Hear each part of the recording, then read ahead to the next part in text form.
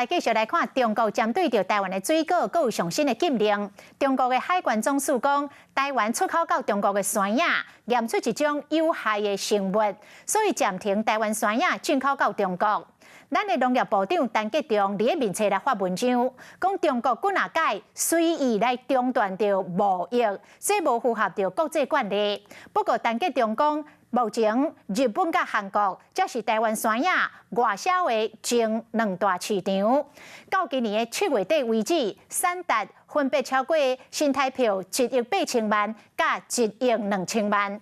若中国只有5458万，讲这个禁令对台湾的影响有限。台湾便当って書いてるわ。日本的 YouTuber 透过影片切看卖倒位的酸野上好食，有台湾、日本强加泰国参白水果，主要是由屏东生产的酸野得到冠军，看出来当地人对台湾酸野喜爱。甘い。こっちより甘い。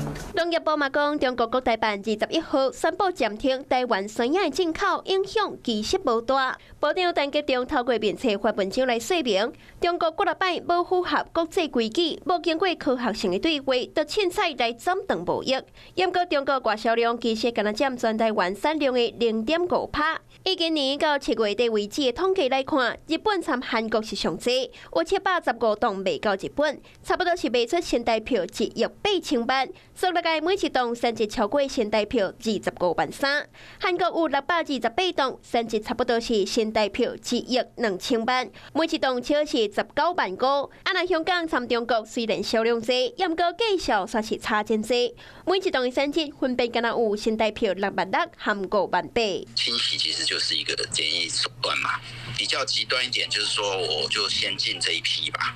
那至于说会完全禁止以后会进来，这是比较不合国际惯例的一种做法啦。专家分析，中国讲验出来病虫害伫当地嘛有，袂因为安尼来造成侵入性的生态灾难，所以向禁止台湾酸野的进口，无符合国际惯例。农业部嘛表示，要将鸡卵放伫咧同一个篮内底，会继续强化台湾的行销，促进加工参拓展外销新兴市场，特别是日本参韩国。